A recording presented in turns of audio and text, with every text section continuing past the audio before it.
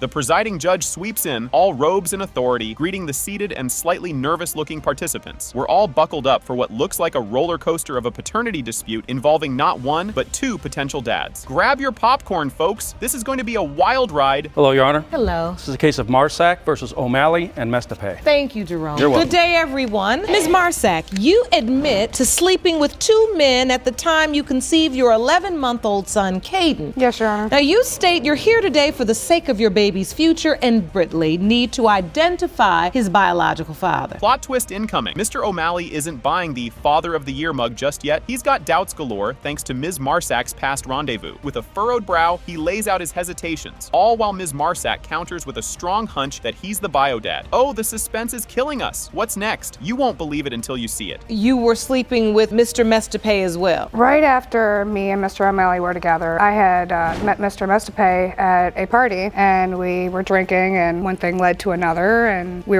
ended up intimate, and I honestly can't remember much of what happened. Memory lapse or tactical omission? Ms. Marsack's on the spot and drawing blanks about whether she played it safe during those crucial encounters. The court's all ears as the judge probes deeper. This paternity plot thickens by the minute. Who knew a courtroom could feel like a suspense thriller? Don't miss what happens next. It's more riveting than a season finale. So I asked for proof because she had lied to me numerous times before, and her word isn't really trustworthy, at least for me. So about a week later, she sends me a letter. It looked homemade, Your Honor. I really wish I still had the picture of it. So I presumed it wasn't true. Because you asked her for some type of proof from the doctor. Yes, Your Honor, I asked for some proof. And she gave you a letter. Here comes a curveball from Mr. O'Malley. He recounts the tale of a Facebook bombshell dropped by Ms. Marsack, claiming pregnancy post their fling revival. But he's smelling something fishy, like a homemade pregnancy test kind of fishy. Trust issues are in the air, and we're not just talking about the scent of courtroom coffee. What will he reveal next? It's going to blow your mind. One day I get this message on Facebook saying that I'm pregnant and you could possibly be the father. And what were you thinking? I was like, oh, okay. I didn't know what to think. So do you remember this encounter, or you don't remember it either? I remember it. Cross-country drama alert. Mr. Messiest recalls the fateful Facebook message while chilling on the West Coast, throwing him into the potential daddy pool. He's sure of the encounter, crystal clear even, and admits protection was totally MIA. The stakes are sky high, and so is our anticipation. What's around the corner? Trust me, it's worth sticking around for. So it is a real possibility that you could be this child's father? Yes. I was constantly thinking it could be someone else's, but I wasn't too for sure because I didn't know her that well. It was just a one-night stand. It only takes one time, but... That's right. That's right. Grab the tissues. It's heartbreak time. Ms. Marsack lays bare her soul, talking about the loneliness and tough calls she faced during her pregnancy. Decisions, all made while juggling the joys and trials of single motherhood. Her story could tug a tear from a statue. But hold on, the emotional roller coaster is about to hit another loop. It's very hard. So I stood up and made the decision, to go ahead and do it. I made the mistake of doing what I did, and I have to raise that beautiful child. Being since I have no idea who could be his dad, I just said, I'll do it alone. I made the decision, and I did not contact neither one of them. Mr. O'Malley steps back into the confessional booth, admitting his not-so-hands-on approach due to paternity doubts and not wanting to commute from another state. Mr. Messiest, on the other hand, is all in, playing dad like a pro. This courtroom is morphing into a soap opera set right before our eyes. And guess what? The next chapter is just around the corner. So, how have you been in Caden's life? Your Honor, I haven't been as much as I should have, but I didn't know. I understand Mr. Messiest has been more of a father to Caden than I have, and I accept that. I was working out of state, so I didn't want to come back to Illinois to raise a child that I didn't know that was mine or not. And the drama escalates. Ms. Marsack insists there's a family resemblance that can't be ignored. Mr. O'Malley, however, is not seeing any family portraits in his future with Caden. The tension could be cut with a knife. Where will this family feud lead? Stay tuned, because the next twist is a real cliffhanger. My other two children, I refuse to have my child have a different last name than me and my other children. When you say you believe in your heart and your gut that Mr. O'Malley is the child's, are there any other reasons? Is it just looks? No, Your Honor, there is one big reason. My son does look just like his other baby. Mind you, my son is a week older than his other baby. Drum roll, please. The DNA results are in, and the courtroom holds its breath. It has been determined by this court that the biological father is Mr. O'Malley. Big relief, Your Honor. Big relief. Finally got the truth. I can feel that across the room. What do you want to do? Would you like to work it out? You need to step up. I will.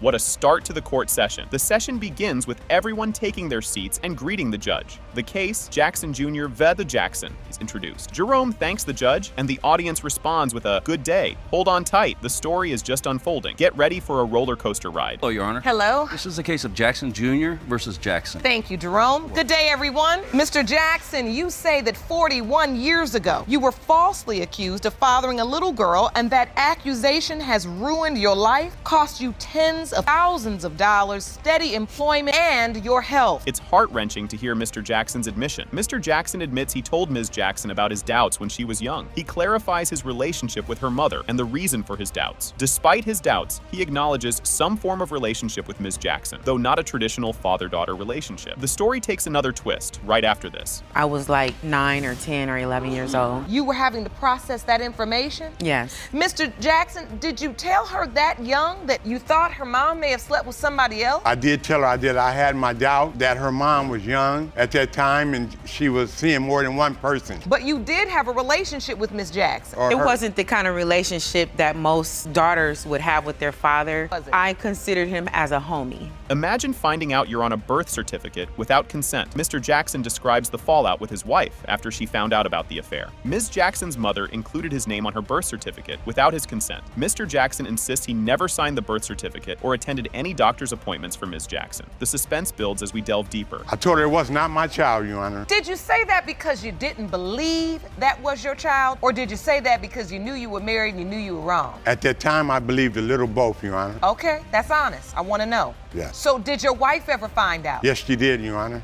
And what happened then? Did it break up your family? For a small period of time, it did, and we got back together. Who would have thought stuttering could be a family trait? Ms. Jackson's stuttering is discussed, linking it to Mr. Jackson's belief that it is a family trait. An expert, Molly Dale, confirms that stuttering can be hereditary, but varies in severity. Ms. Jackson mentions her mild stutter, attempting to navigate her speech to avoid it. The next part brings more expert insights. Serious psychological issues in my life to the point to where I've had issues with choosing functional men. I can't choose functional men because I don't know what that looks like. If I've done anything to hurt you when you were small, I apologize. But I wish you had to let me know way before now and told me. That was powerful testimony from Mr. Jackson's stepson. Mr. Jackson and Ms. Jackson provide closing statements, reinforcing their beliefs about their relationship. Mr. Jackson's stepson, King David Gabriel Johnson, testifies to Mr. Jackson's fairness in raising biological and stepchildren. He asserts that Mr. Jackson would not have denied Ms. Jackson if he believed she was his daughter. The suspense peaks as we await the DNA results. Frequently it is. There is a strong genetic component with stuttering. About 60% of people who stutter have family members that stutter as well. And then she talked about, in her testimony just recently, having to deal with a slight level of stuttering. Is the severity or lack thereof any indicator? Someone in a family who is severely, profoundly a stutterer, and then you can also have someone that is a mild stutterer as well. Here comes a twist with a heartfelt letter. Mr. Jackson admits to regretting not taking a DNA test earlier. He presents a heartfelt letter he wrote to the court seeking help. Judge Lake acknowledges the letter and prepares to reveal the DNA test results. The moment of truth is right around the corner. This is in my hand letter I wrote to read. May I see that? I wrote to the court to try to get help. So you sent this letter to the court in your home state? Yes, Your Honor, I did. And the letter reads, I don't have any amount that I can offer for compromise because I only get $1,352 a month. And there it is, the DNA test results. It has been determined by this court. Mr. Jackson Jr., you are her father.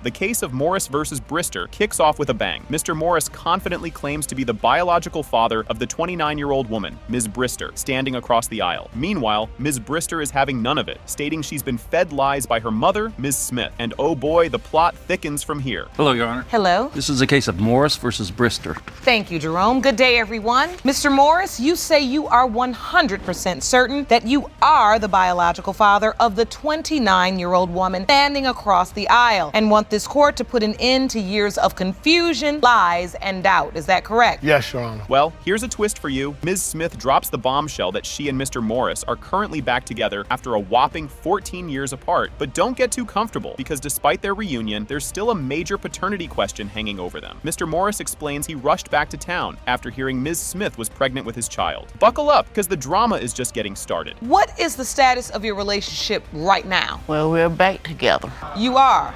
Yes. Yes. We're a couple. After how many years? 14 years to be precise. 14 years. Yeah. And now you're back together. Yes. But there's still this paternity issue hanging in the balance. Whoa, this took an unexpected turn. Ms. Smith confesses she told Mr. Morris that none of her children were his, and she had her reasons. Apparently, she wasn't keen on rekindling their romance. Meanwhile, Ms. Brister shares that she was always told the man on her birth certificate was her father, and just like that, the mystery deepens. And trust me, there's more where that came from. We had an issue, and she told me to my face that, none of her children were mine. So I left. So how old was Ms. Brister at this time? I would say she had to be 5, maybe 5 or 6. So, Ms. Smith, you remember telling him that Ms. Brister was not his child? Yes.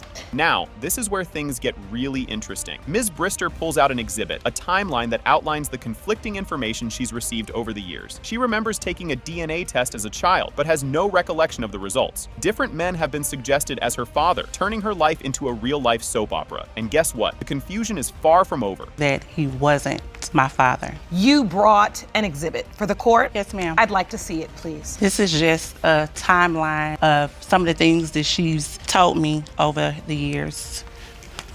I've always known the man on my birth certificate to be my father. Wow, this is heavy stuff. Mrs. Smith tearfully explains that she lied to protect her daughter from the harsh realities of life with Mr. Morris. She wanted to shield her from his criminal lifestyle and the chaos that came with it. The court understands her intentions, but the lies have caused a whirlwind of confusion. Get ready, because the next part is going to hit hard. That's how I remember. And then in 2015, your mother tells you that a deceased man, Mr. Woods, could be your father. Yes, Your Honor. You may step back over to the Right. podium, ma'am. This is confusing. It really is. It's very confusing for me. And I can see how much that hurts you. It's hurtful. Mr. Morris drops a bombshell of his own. While he was locked up, he was served with child support papers, making him believe he was the father. He kept away from Ms. Brister to protect her from his troubled past. Ms. Brister can't help but wonder why neither he nor his family reached out to her all these years. The layers of this story just keep peeling back. When I remember when you remember her saying that the man on my birth certificate wasn't my father. So, Mr. Morris, as you look at Ms. Brewster testify and you hear her testimony, how does that make you feel? You've maintained that you thought you were her biological father all along. She's got 4 stories she just presented to the court. See, I never knew anything about those. DNA test results. Here comes the moment of truth. Judge Lake reveals the DNA test results. It has been determined by this court. Mr. Morris. Yes, Your Honor. You are not her father. What? I'm very sorry. Oh boy, here we go. What an intense start to the court case. The court case begins with everyone being seated and the introduction of the case, Thomas v. Nelson. Ms. Thomas is introduced, and it's stated she had 5 children with the defendant, Mr. Nelson. She claims he cheated and now questions the paternity of their youngest child, Jakai. Buckle up, folks. This ride is just starting. Ms. Thomas, you claim you spent 6 years in a relationship with the defendant, Mr. Taylor. In return, he cheated on you and is now questioning the paternity of your youngest child, 8-month-old Jakai. Here comes the heat. Things are really heating up. Ms. Thomas blames the relationship's failure on Mr. Nelson's cheating throughout their entire relationship. She questions why she endured the hard times and tried to make it work for the sake of their children. The judge probes deeper into why Ms. Thomas tolerated the infidelity. The plot thickens. He cheated on me throughout almost our whole entire relationship. Why wouldn't you want to make something like that work with somebody you had all these years with? He gave up the relationship. I wish it was that easy for me during them times to just throw it away. It was easy. I asked her, Your Honor, I said, are you gonna leave this guy alone? She said no. I even threatened with her. I was like, if you don't leave him alone, I said, I'm gonna go back to North Carolina. She was like, that's on you. Can you believe this drama? Unbelievable revelations keep coming. Mr. Nelson accuses Ms. Thomas of being unfaithful, citing evidence found in her belongings. He questions her late-night outings and changing behavior. Ms. Thomas responds, asserting she was always there for the children despite the accusations. The tension continues to build. Ms. Thomas is with another guy? Yes, that's How what did I'm you trying find that out? The dude's picture was popping up on her phone. It didn't start like that. He decided to leave because at that Why did I time leave, though? we did grow apart. I used to find stuff on her purse and everything. She'd be like, I'm going to work today. She'll come back and be like, you like this outfit right here? I'm like, yeah, where you going? You work? If anything, I've been here with the kids all day long, all 4 of them. Oh, this is getting good. What a twist in the narrative. The judge challenges Ms. Thomas on her narrative of a loving relationship against the backdrop of infidelity. Ms. Thomas admits to retaliating against Mr. Nelson's cheating by seeing another man. She insists it was not a pattern, but a response to his behavior. The drama escalates further. What is this? Why then do you start having other men popping up on your phone? It wasn't men, it was that one man, not men. And why? Why did you get in a relationship with this one man? As retaliation for his cheating? So he seen how I felt all them years he cheated on me. He felt it. Brace yourself for this one. You won't believe the evidence presented. The judge confirms the ovulation and intercourse dates aligning with Ms. Thomas's testimony. Mr. Nelson is asked if he recalls the dates, but admits he does not. Ms. Thomas continues to assert that Mr. Nelson was the only person she was with during the conception period. The plot thickens even more. On my tractor, Your Honor, every time I messed with him, she said that's why every time she had sex with him, that's why she put it on the calendar like that. In October, it looks like around the 28th is when your cycle begins. Yes, Your Honor. That was a bombshell. Mr. Nelson admits to reviewing Ms. Thomas's calendar and finding discrepancies. He recounts Ms. Thomas admitting to past slip-ups. Ms. Thomas defends herself, explaining she was honest and transparent about her actions. The drama continues to unfold. Yes, Your Honor. Do you remember those dates, Mr. Nelson? No, I do not, Your Honor. I had went through her phone. She was like, every time I had sex with him, and this is after you left, I started having sex with this guy. So I was like, all right. So then I went back further in her calendar. I'm like, so what's these days for? She was like, because I said, so we was together then when you was doing it. She was like, okay, so well, I had a slip up. The plot just thickened even more. Ms. Thomas claims Mr. Nelson initially accepted the pregnancy and even announced it to others. She asserts his denial only started after meeting Ms. Campbell. Mr. Nelson tries to justify his actions, citing their ongoing relationship. The story isn't over yet. Up until the time he met Miss Campbell, that's when he started denying my son. He was cheating on me with her. I didn't know about her until I found out she was calling him through Facebook because we were still messing around even when he was with her. This story is full of twists and turns. Ms. Campbell, Mr. Nelson's wife, testifies about discovering a video of Mr. Nelson with Ms. Thomas. She describes the moment she realized something was wrong based on their behaviors. Ms. Thomas confirms they were still involved during that time. More revelations await. I have text messages also that we still mess around still to this day. Oh, you mighty quiet now, Mr. Nelson. And I'm gonna tell my wife right in front of her, I apologize. My wife already knew about it. She had caught me. It was a video and everything. She caught phone. He's apologizing now because he got caught. All right. What an intense moment in court. Ms. Campbell reveals finding the video dated around the time Ms. Thomas came to Greensboro. She describes her suspicions and the confrontation that followed. Mr. Nelson acknowledges his wife caught him with Ms. Thomas. The tension only increases. It's a video I found. The video is dated April 3rd, which would have been, I guess, the first day or so that she had showed up in Greensboro. All I know is I saw her demeanor when she came around. She was kind of like high-stepping. I'm like, okay, this is a person that's supposedly supposed to be so hurt. Like, why is she grinning? And then I saw his demeanor and he looked guilty. Another twist in the narrative. The judge emphasizes the emotional toll on all parties involved, highlighting Mr. Nelson's manipulative behavior. She confronts both women about their roles in the ongoing situation. The audience reacts to the revelations. The drama intensifies. No, I made a slip up. He had plenty of slip-ups. He's comfortable from going from wifey side chick. No, I'm not nobody's side chick because your husband is the one that tells me he wants to leave. But that makes you a chick. No, it does not. Wait a minute. No, it does not. Listen. No, it does not. He told me he married you out of spite. No, I did. Let's get some order. Both of you all confused. He's sleeping with both of y'all, okay? So, look.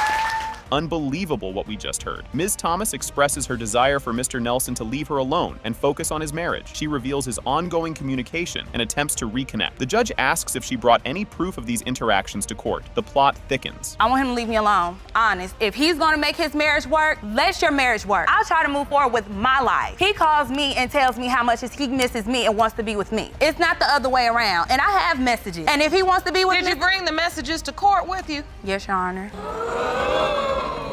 That was an intense confrontation. The judge confronts Mr. Nelson about avoiding the conversation and his responsibilities. Ms. Thomas insists on being left alone to move forward with her life. The judge emphasizes the emotional manipulation at play. The story continues to unfold. I just want him, if he's gonna make it work, leave it alone. She hasn't done anything personally to me. In all honesty, everything between the two of us is strictly emotion, right? Honestly, I don't feel no way. Yes, you do. If you're gonna make your marriage work, leave me alone. Stop. What an intense moment in court. The judge reads the DNA test results. It has been determined by this court. Mr. Nelson, you are the father.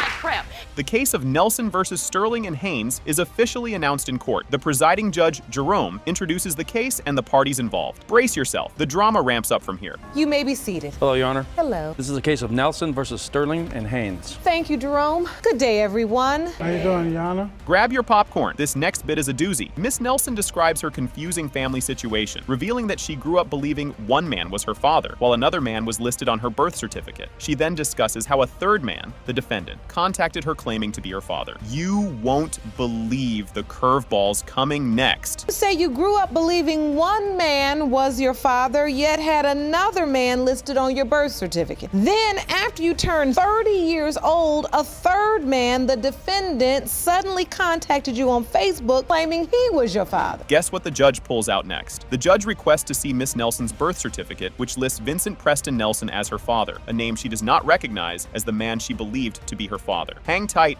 the plot thickens even more. Do you have a copy of your birth certificate with you? Yes, ma'am, I do. Father's name listed, Vincent Preston Nelson. And that's not the name of the gentleman you visited in prison. I was hurt because I never knew who he was. I just knew that this man was my dad, and I felt like my mom should have. This message really flips the script. Miss Nelson recounts receiving a Facebook message from a man named Christopher Lancaster, who claims to be her father and expresses his regret for not being part of her life. The contact information he provided was outdated, adding to the confusion. Next up, things get even twistier. From a man named Christopher Lancaster. I'm your dad. He was sorry for not being in my life. He now wants to be in my life. And he left 2 numbers. I contacted both those numbers. Both the numbers were disconnected because it was 4 months prior. Here's where things start to get juicy. A revelation occurs when Mr. Sterling admits to being the person behind the Facebook message, explaining he used the name Christopher Lancaster to avoid problems with other people in his life. Watch as the truth slowly unravels. Put that message on Facebook. I had problems with other people in my life, so I didn't want to use my real. I made up a Facebook page of Christopher Lancaster. I always was looking for my daughter. This revelation is a real tearjerker. An emotional twist unfolds as Mr. Sterling, also known as Christopher Sterling, and Vincent Preston Nelson, claims he was present at Miss Nelson's birth and asserts he is her biological father. Keep the tissues handy. It's about to get even more heartfelt. You hadn't heard of Christopher Sterling or Christopher Lancaster? No, Your Honor. The only person I knew of was Vincent Nelson. You're saying that this was a pretty deep relationship you had with her mother? Yes, ma'am. High school sweethearts and... Yes, ma'am. Feel every bit of Miss Nelson's emotional turmoil here. Miss Nelson expresses her feelings of betrayal and confusion, having grown up with conflicting stories about her father's identity and her longing for a true paternal connection. Don't go anywhere. The emotional climax is just around the corner. I got on punishment for everything, and I'm the guy. I was on punishment for 2 weeks. You should have been. We were so much in love. I used to tie a note because we stayed on the 5th floor. It's the project, so we stayed on the 5th floor. I used to hand a note down on a string and then give it to her. She'd tie her note up and I pulled the note out. I was on punishment. Time for some major revelations. The judge suggests speaking with Miss Nelson's mother to clarify the family history and the identities involved, adding another layer of drama to the unfolding case. The next revelation is a total game changer, folks.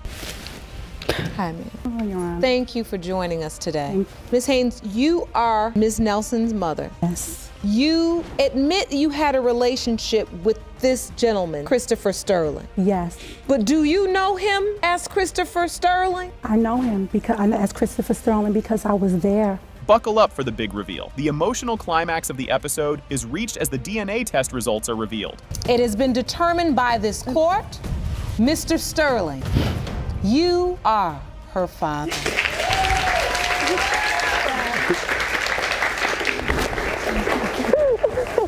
Can you believe this kickoff? The case is introduced as Andrews versus Corbett, involving Mr. Andrews and Ms. Corbett, with allegations of paternity fraud. Mr. Andrews accuses Ms. Corbett of forging his signature on their son Quinn Andrews Jr.'s birth certificate, believing he is not the biological father. Buckle up, because we're just getting started. Hello, Your Honor. Hello. This is the case of Andrews versus Corbett. Thank you, Jerome. Good day, everyone. Mr. Andrews, you and your mother are in court today suing your ex, Ms. Corbett, for paternity fraud because you claim your your signature on the birth certificate of her 5-month-old son, Quinn Andrews Jr., who you believe is not your biological son. Strap in for this roller coaster. Ms. Corbett refutes Mr. Andrews' claims, suggesting his doubts stem from his unwillingness to be a responsible adult influenced by his mother. The judge listens as both parties present their initial statements about the forged signature and their perspectives on the relationship and responsibilities. Just when you think it couldn't get more heated, it does. Let me see that birth certificate. So you say somehow your name just appeared on the birth certificate? Yes, ma'am. Quinn Andrews Sr., name of father, right underneath. But you didn't sign it.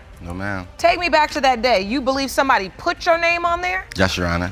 Explain. Day of the birth, I cut the umbilical cord. I requested a blood test. I stayed at the hospital for like 24 hours. And the following day, I ended up leaving to retrieve a car seat. I didn't sign nothing. You claim somebody put your name on the birth certificate. Yeah, obviously. Did that really just happen? Mr. Andrews describes the day of the birth, claiming he did not sign the birth certificate despite being at the hospital and cutting the umbilical cord. He requested a blood test, but left the hospital temporarily, during which time he believes his name was unlawfully added to the birth certificate. Hold tight, because there's more drama ahead. I mean, anybody that has kids, and she should know because she has enough, knows that in order for the birth name to be on the birth certificate, taken care of, baby. I told my son not to sign a birth certificate until he get the blood test to prove that that is his child. and that's why he's lying and said he didn't sign it because she told him not to sign it. That's a and lie. he didn't even want a blood test until she put her. Did you witness him sign it? I was there. The plot thickens even more. Witnesses are brought into question. Ms. Corbett asserts that both a witness and she saw Mr. Andrews sign the document, contradicting his claims. The discussion becomes heated as family members interject with accusations and personal attacks. And guess what? It spirals even more out of control next. So what you're saying is he didn't do what his mother told him to do, so now he's saying he didn't sign it. If he signed the birth certificate, his name would actually be signed on that form. So you're saying there is no cursive signature. It's only name. Name. What was the nature of this relationship? Take me back. We were in a relationship, but I could never say it was actually a committed one because every time we hit a bumpy road in our relationship or we get into an argument about anything, it could be simple. Quinn is out the door, right back to his mama. You'll want to sit down for this. Mr. Andrews presents a diagram to the court describing the layout of their apartment and surrounding area to explain an alleged incident involving another man at their residence. This part of the testimony aims to support his doubts about the child's paternity. And just when you thought it couldn't get any more intense, it does. Your Honor, What does this diagram show? this right here is a 2-story apartment building. This right here, like, is the driveway. Like 2 feet from the driveway is like the front entrance. And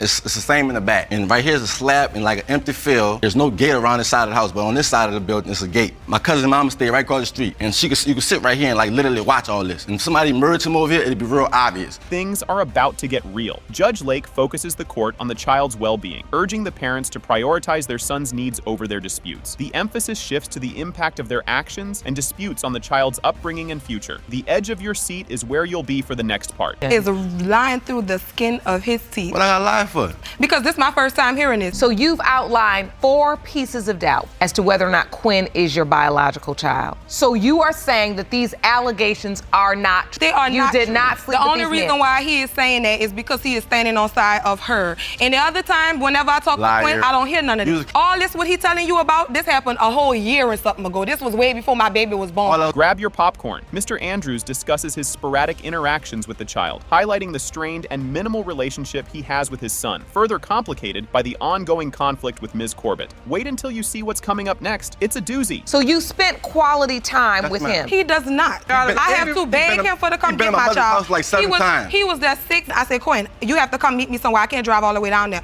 He was gonna drop my child off at a fire station. Your Honor, I told her that. I specifically told her that just to get her to move because she lied to me and told me she was threatening me with the police. When he get tired of my baby, he won't drop him off at a fire station. You just heard him. This baby has been on Earth for 5 months. This is not funny. Are you ready for the big reveal? The climax of the episode as the DNA test results are revealed. It has been determined by court. Mr. Andrew, you are the father. Let it be known. Get ready for a doozy of a court battle. The case of Wooten Jr. versus Backus is introduced in court. Jerome assists by announcing the parties involved. This case involves a dispute over the paternity of Alandria Backus and substantial back-child support. Buckle up, because the drama is just starting to unfold. Hello, Your Honor. Hello. This is a case of Wooten Jr. versus Backus. Thank you, Jerome. Good day, everyone. Ms. Smith, you and your father, Mr. Wooten, are suing to prove Ms. Backus is not his biological daughter. You say your dad owed owes more than $92,000 in back child support for a child who isn't his. Here's where the plot thickens right from the get-go. Miss Smith and her father, Mr. Wooten, claim that Miss Backus is not Mr. Wooten's biological daughter, despite him owing over $92,000 in back child support. Miss Backus, on the other hand, insists Mr. Wooten is her father and expects an apology from the family once proven right. You won't believe how the tension ramps up next. Because his income is being garnished by 50% each month to pay off that debt. Yes, Your Honor. Ms. Backus, you say that Mr. Wooten is your father, and when the results prove you right, you demand Miss Smith and the rest of your father's family apologize for treating you so poorly. How do you think Ms. Backus has ruined your father's life? Grab your tissues for this heart-wrencher. Miss Backus describes a traumatic experience of being drawn blood from when she was a child during the paternity testing process. She expresses her ongoing love for her father and anticipates vindication through the current proceedings. The audience reacts supportively with applause. Stay tuned, the emotional roller coaster is just picking up speed. If that's the case, then he should have showed up, and when they took blood from me just to have the test, he should have showed up for the test and we wouldn't be here today. And they drew blood? Yes, ma'am. I was a young girl when my mama finally decided to have child support papers on him. She made me go to the doctor. First of all, I remember being young and scared, and I started crying for my dad. Talk about a tangled web. Mr. Wooten clarifies his short relationship duration with Miss Backus's mother, contradicting claims of a longer partnership. He expresses doubt about the paternity after learning of his ex-partner's subsequent pregnancy. The discussion reveals inconsistencies and communication issues between him and Miss Backus's mother. Just when you think you've seen it all, the next twist comes in hot. 2 months after we been together, she said she was pregnant. 4 months after we was together, we broke up. Well, Daddy, you and Mama got two different stories, and I'm coming to find out the truth. Because Miss Daniels is a liar. Once she was 4 months pregnant with her, I realized that most of the things that she was only interested in was me helping her financially. When Miss Backus's mom said, "I'm pregnant," did you think it was your child? I didn't question it that it wasn't at the time. So when did you start doubting? My mama said I was a planned She child. became pregnant again years later. She wanted to get back together. When I got back together with her, had she been seeing anybody else before we got together? And she said no. Things just got a notch weirder with this bombshell. Miss Backus presents her birth certificate, where her mother had handwritten Mr. Wooten's name. She explains her mother's certainty about the paternity, which led to this action. The court reviews the evidence with interest, focusing on the authenticity and implications of the handwritten entry. Brace yourself as the family saga takes another wild turn. She wrote it in because she know who her baby daddy is. That's one thing my mama let me do know. see this evidence. This is your birth certificate? That was my birth certificate. But when I filed for my new one, it came up blank on his name. That means she wrote it in. Yeah, my mama probably, look crazy for making a crazy move, but she know who her father is. How many So lies it is did your mother tell? contention that because your mother was so certain who your She father wrote it was, in. She wrote it in. him. It's like a soap opera in here. Miss Smith recounts how other non-biological children were also excluded from their family, similar to Miss Backus. The family dynamics reveal a pattern of inclusion, followed by exclusion based on biological ties, stirring emotions in the courtroom. The next chapter in this family feud is about to unfold, and it's a doozy. Ended up being excluded because they were not family. They were treated as family while they were there. You want to sweep me underneath the rug so bad, but you're not gonna do it, baby. You let me get old now, and I can talk up for myself. And I'm tired of you lying. I don't care. When I care about you, I'm supposed to care about you now. Please, I'm getting order today. That's why I brought you here. One at a time. You'll need popcorn for this showdown. Miss Backus passionately argues her case, emphasizing her familial bond and asserting her identity as a Wooten despite the family's denial. She shares her experiences and the support from her stepfather, which helped maintain her connection with Mr. Wooten. The climax is near, and it's going to be a showstopper. I'm gonna tell you where I was. Now look back at me. I'm gonna tell you where I was. My mama was protecting me, and me and you both know why. Protecting you from your own father? Protecting me from your rumors, from all y'all rumors. And then you sitting up here not claiming me. I really ain't got no time for you. Because at the end of the day, I got a man that came in my life at 10 years old and brought me to my daddy. My stepdaddy brought me to him. You hear me? They sat at the same table. My stepdaddy had to take me to my father because I was treating him like crap. Here comes the grand finale. The DNA test results reveal that Mr. Wooten Jr., you are not her father. So now I know why I got treated like I am, and I'm good. I wanna apologize to the Wooten Pryor Clayton family for my mom's BS. TC, I came here with the confidence of knowing he was my father and knowing you was my son. So now that I know the truth, I'm sorry. Mama, you gotta pay that back. She'll always be the daughter to me. Buckle up, folks. The court session kicks off with a lively start as the judge cordially invites everyone to take a seat and proceeds to roll call the parties for the drama-filled case of Moore versus Scott. Trust me, you'll want to stick around for the fireworks You may be seated. Hello, Your Honor. Hello. This is the case of Moore versus Scott. Thank you, Jerome. Good day, everyone. Good day. Can you feel the tension? Mr. Moore steps up with a heavy claim, asserting his belief that he is the biological father of 4-year-old Allie Luna, and accuses Ms. Scott of playing emotional games while letting another man raise his child. The plot thickens, and you won't believe what's coming next. You came to court today to prove you are the biological father of 4-year-old Aliana. You and your current girlfriend claim the defendant has played on your emotions for 4 years and has allowed another man to raise your little girl. You are desperate to put the defendant's doubt to rest so you can finally be in your daughter's life. Things are getting spicy. Ms. Scott stands her ground, firmly stating that Mr. Moore is not the biological father of her daughter and adamantly wishes for him to back off after the DNA test supports her claim. Hang on, because the courtroom is just heating up. You say you are positive Mr. Moore is not your daughter's biological father. Once the test proves you right, you want Mr. Moore to leave you and your child alone. Mr. Moore, you say you've always believed Allie is your daughter. Tell me why. Yes, Your Honor. I've never seen my child a day in my life. You've never seen her? A day in my life. But you're convinced she's your daughter. Yes, Your Honor. So why hasn't he seen her? If he feels that way, why hasn't he tried to see her?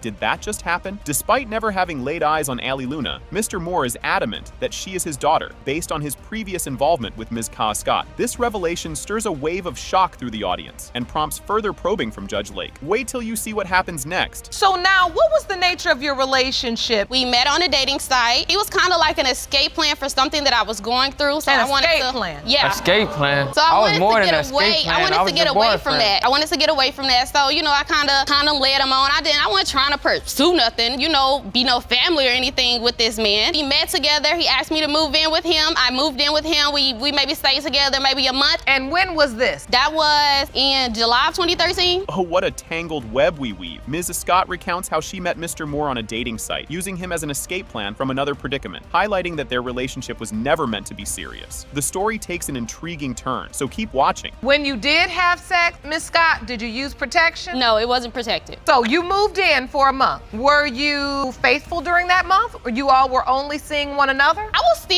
was currently in a relationship when I met him originally.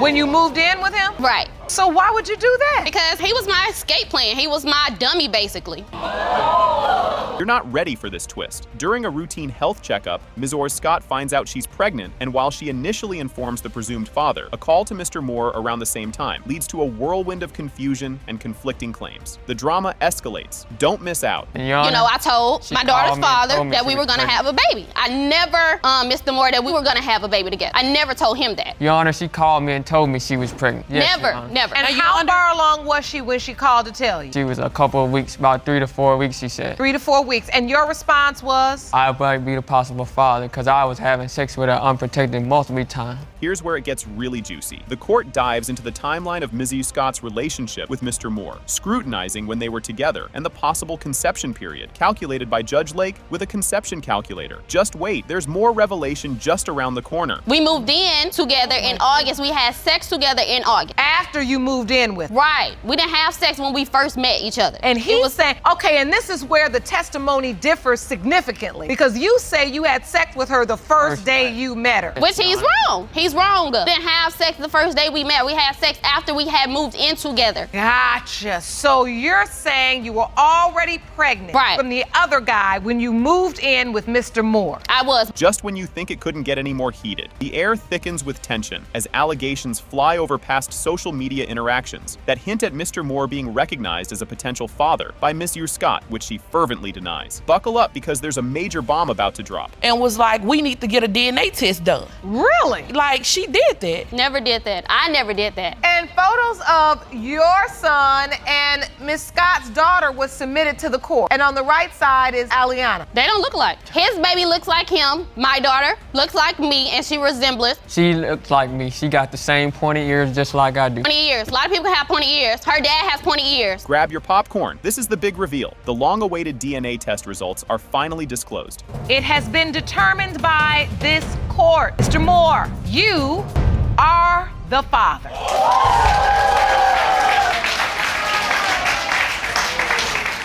The tension is palpable as the court comes to order. The court session begins with the judge asking everyone to be seated and Jerome announcing the case of Curtis versus Buckley. Miss Curtis is in court to prove to her ex-fiancé, Mr. Buckley, that he is the father of her 22-month-old son, Xavier. She argues that his denial has not only broken their family, but has also left her and her son without a home. You won't believe what's coming up next. Hello, Your Honor. Hello. This is the case of Curtis versus Buckley. Thank you, Jerome. Good day, everyone. Miss Curtis, you say this court date extremely important to you. You're here to prove to your ex-fiancé, Mr. Buckley, that fathered your 22-month-old son, Xavier, because his denial has left you homeless and in need of help. As Mr. Buckley takes the stand, the drama escalates. He asserts that Miss Curtis was unfaithful and is adamant that the paternity test will clear his name. The judge listens intently to their initial remarks, setting the stage for an emotionally charged showdown. Buckle up, because this is just the tip of the iceberg. You say Miss Curtis is a cheater, and today the test will prove you are not the father. Yes, Your Honor. So, Miss Curtis, you say today's results mean everything. Well, Your Honor, I grew up with a father. I know how important it is to have a father in your life.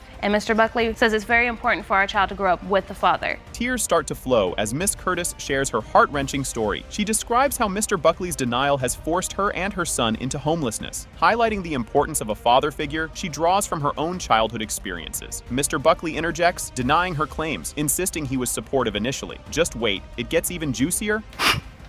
Take your time. I know it's difficult. With him being in and out of our life and kicking us, not only me, but his son out of his apartment, we landed in a homeless shelter. I did not. And I was not true, known Your Honor. as Champ Press Curtis. I was known as Resident 1625, sleeping in a twin-size bed with my son. That's not true, Your Honor. Sharing- I did not kick her out. Sharing everything with other residents in the homeless shelter. The plot thickens with Mr. Buckley's unexpected confession. He admits to having Miss Curtis evicted, but defends his actions by saying she threatened to make his life miserable. He also shares his personal struggles with fertility, which adds a layer of complexity to his paternity doubts. And oh, the courtroom is about to get a dose of reality. I had just had surgery. Is that true, Mr. Buckley? Yes, that is true, Your Honor, but I allowed her to live in my apartment at that time. I was being nice to her. She got mad at me because I was with someone else. I didn't want a relationship with her. She told me she was gonna make my life a living hell while living in my apartment, and that's why I called my landlord. A curveball is thrown when Miss Curtis recounts the moment she told Mr. Buckley about her pregnancy. His skeptical response and subsequent acceptance add layers to their turbulent relationship. Miss Curtis insists that despite his reservations, Buckley accepted Xavier as his son. The anticipation builds as they delve into the details of the pregnancy. So what happened when Miss Curtis tells you, I'm pregnant? Told her congratulations. Whose is it? No, you didn't. That's pretty much what I said. No, you said you told every other girl you were in a relationship with, congratulations, who's the father? But I was different, that you were willing to step up and be his father,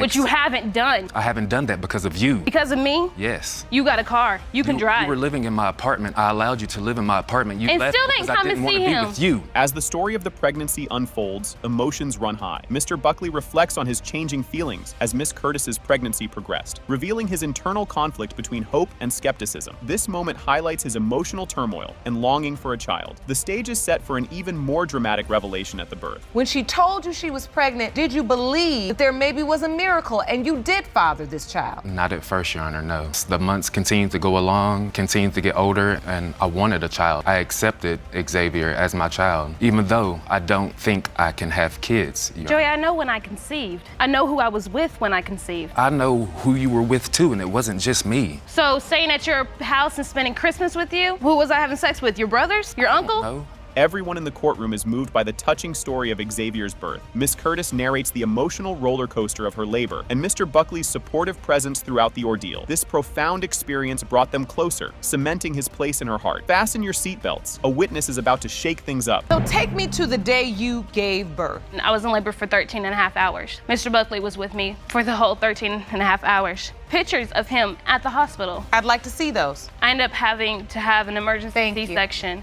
because little Xavier's oxygen level dropped and he was in distress. And when I woke up and they wheeled me by the nursery to see him, Mr. Buckley was standing there with tears running down his face. That was the moment that I fell in love with Mr. Buckley. Just when you thought you'd heard it all, a witness steps forward with a bombshell. Mr. Buckley's friend, Ms. Bunch, accuses Miss Curtis of being promiscuous around the time Xavier was conceived. Using a detailed sketch, she claims to have had a clear view of Curtis's comings and goings. The courtroom is abuzz as these accusations fly. The next few moments are crucial. You can't say what I was wasn't. She is extremely promiscuous. My witness here can tell you a little bit about that later, but... So you're saying, sir, in addition to your doubt as it relates to your own medical challenges and not believing and being told you would not be able to father children, believe that Miss Curtis was very promiscuous? Correct, Your Honor. Legal intricacies come into play as the conversation turns to the implications of Mr. Buckley signing the birth certificate. Despite his doubts, Buckley acknowledges his responsibility towards Xavier, influenced by his emotional bond with the child. As they grapple with these legal ties, the room braces for the DNA results that will change everything. So you're on the birth certificate, Mr. Buckley. And I have proof of that too. I'd like to see that. Are you currently paying child support? I'm on No, child he quit his support, job so Honor. he wouldn't have to. I'm working right now. I'm missing out on Just work right started. now. I just started back. Father's name, Xavier Buckley. That's you. Correct. You signed it voluntarily. Yes, Your Honor. And is there a child support order? Yes, Your Honor. Hold on to your seats as the DNA results are finally revealed. It has been determined by this court, Mr. Buckley, you are not his father. Oh, baby.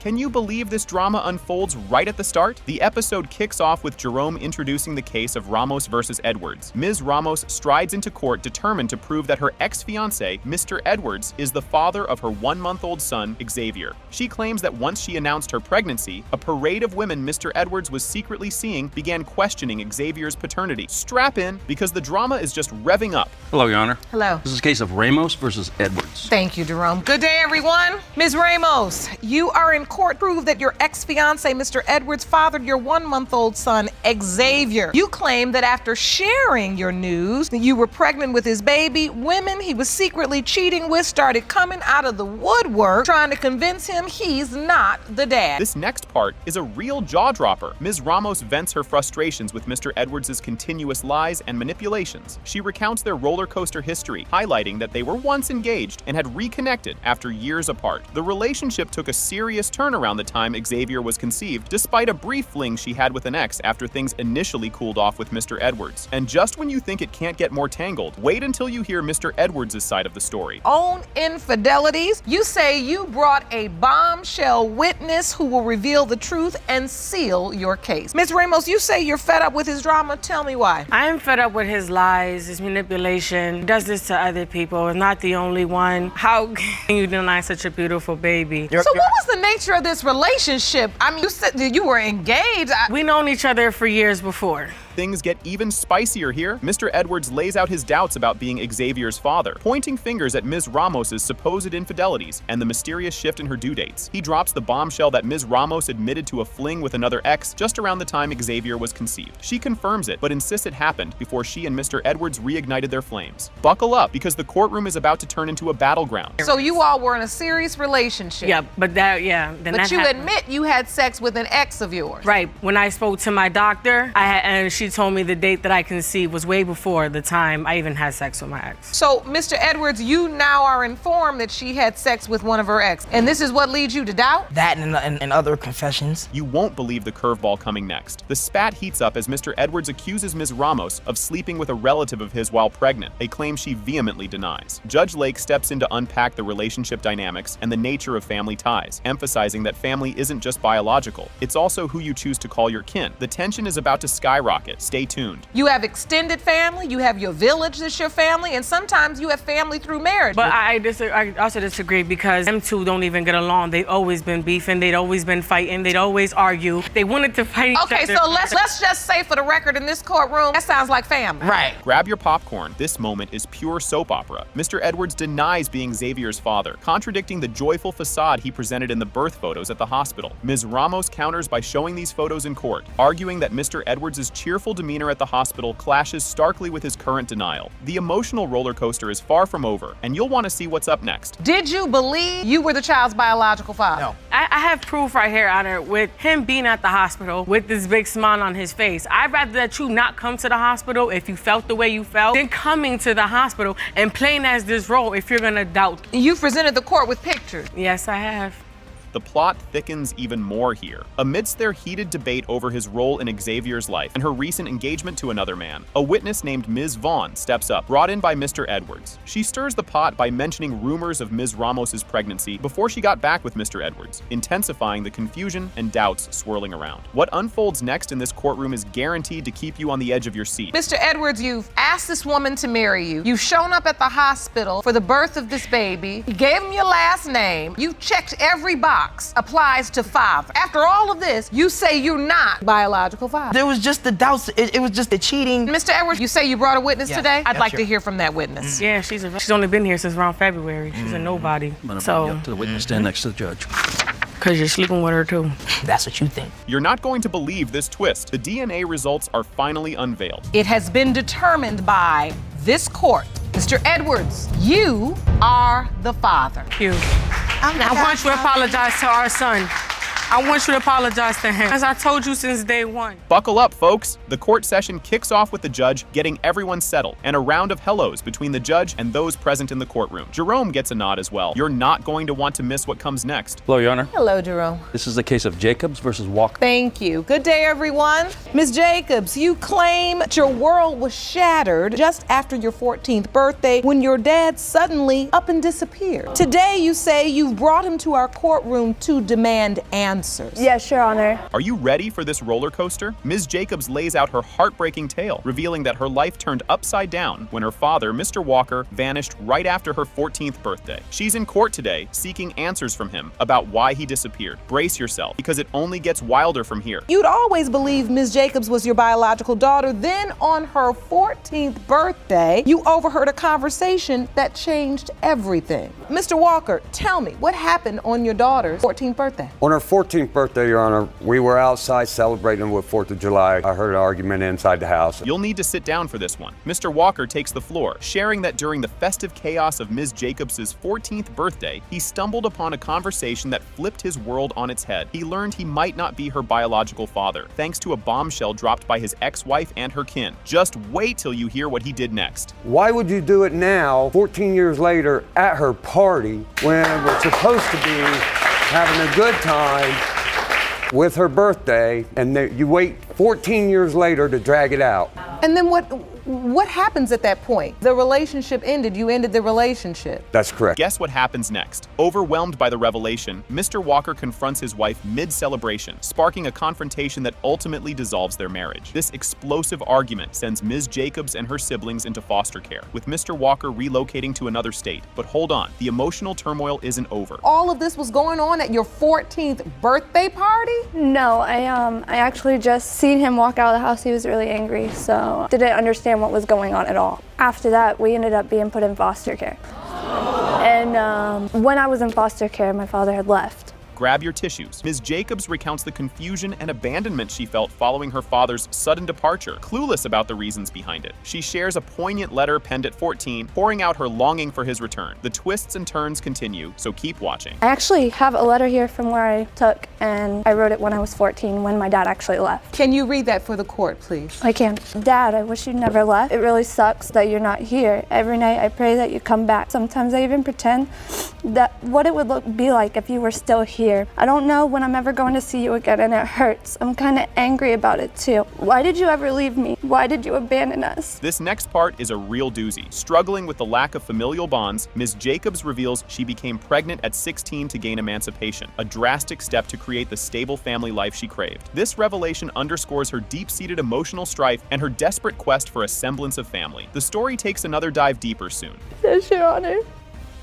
At the time you wrote that letter, did you know your father at that time didn't know whether he was truly your biological father? No, Your Honor. You had no idea? I didn't understand until I was 16 years old. It was really hard. I actually ended up getting pregnant when I was 16 just to be emancipated.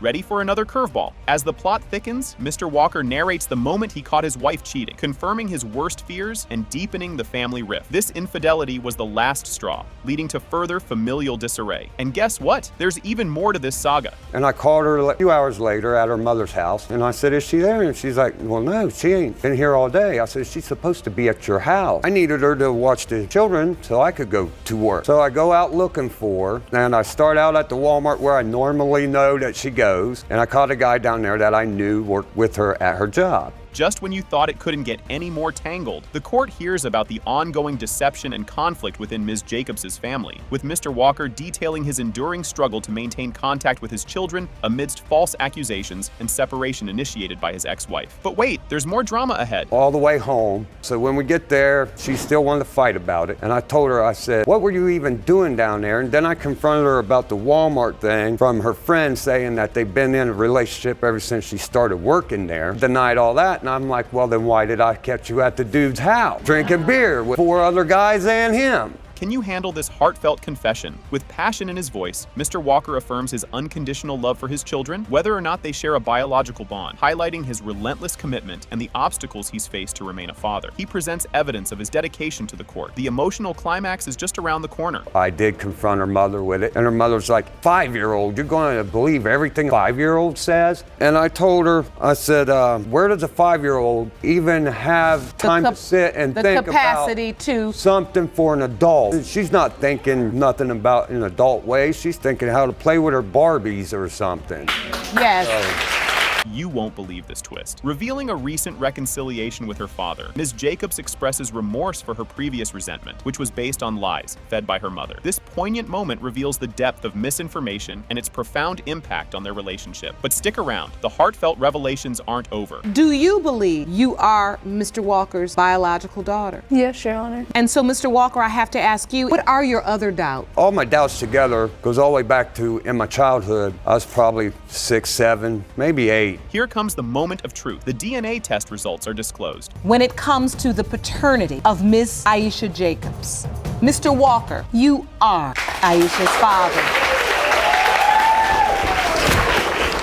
Right off the bat, the courtroom is buzzing with anticipation. The case of Ramirez versus Jordan is introduced by the court officer Jerome. Miss Ramirez has brought her ex-boyfriend, Mr. Jordan, to court, claiming he denies paternity of their 4-month-old daughter, Mila. She hopes the DNA test results will compel him to take responsibility. Buckle up, because this roller coaster is just taking off. This is a case of Ramirez versus Jordan. Thank you, Jerome. Good day, everyone. Ms. Ramirez, you have dragged your ex-boyfriend to court because you are tired of him denying your 4-month-old daughter, Mila. You're hoping today's results will make him finally step up. Early into the session, accusations are already flying back and forth. Mr. Jordan asserts he is not Mila's father, claiming he was not near Miss Ramirez during the time of conception. Meanwhile, Miss Ramirez explains her struggles, raising Mila and her other 2 children without any support from Mr. Jordan. Strap in. The ride gets even wilder from here. You claim to have evidence to prove that you were nowhere near the plaintiff during the time of conception, and therefore you cannot be Mila's biological father. Ms. Ramirez, you say Mr. Jordan does nothing for Mila? He was not there for the pregnancy. He wasn't there for the birth. He's never provided diapers, wipes, formula, nothing. I take care of not only her, but my other 2 children as well. Things heat up even more in the courtroom. Miss Ramirez accuses Mr. Jordan of abandoning his responsibilities, while he defends himself by emphasizing his involvement in the lives of their other 2 children. The dispute escalates with personal accusations and claims of infidelity. Just wait, it's about to get even juicier. There hasn't been help for at least over 2 years now. Are you avoiding responsibility, Mr. Jordan? No, Your Honor. I'm just here to prove that Mila's not my baby. She's a liar, pathological liar.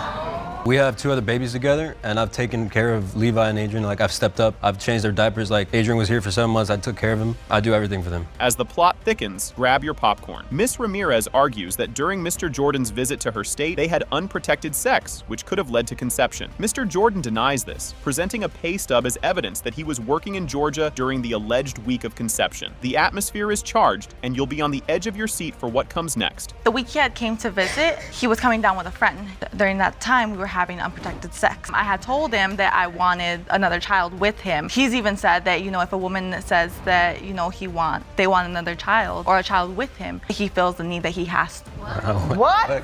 That's not true, bro. Yes, he has. Don't pay attention to that. Your Honor, I just want to say also, when I broke up with her, I had found, sex messages. Here's where the plot twists again. After some contradictions in her statements, Miss Ramirez admits to also having slept with another man shortly after Mr. Jordan's visit, but claims it was protected sex. The court scrutinizes the credibility of her timeline and her interactions with other potential fathers. Brace yourself. There's more to this story. A week after he left, I did sleep with someone else, but I did use protection and he did pull out.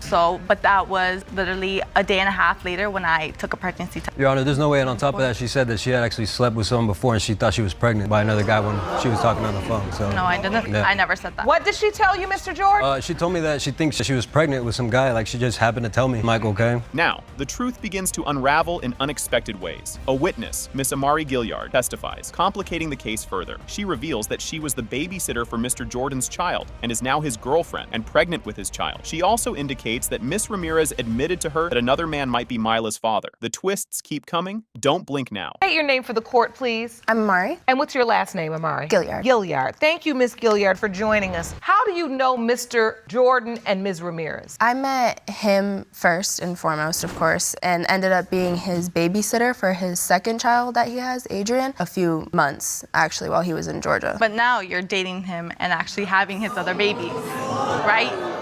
As emotions hit a peak, things get real. Emotions run high as Miss Ramirez and Mr. Jordan discuss their complex relationship and co-parenting challenges. Miss Ramirez expresses her desire for Mr. Jordan to be involved in their children's lives, while Mr. Jordan questions her honesty and intentions. The climax approaches with the DNA results up next. Prepare for a bombshell. It has been determined by the court. Mr. Jordan, you are the father.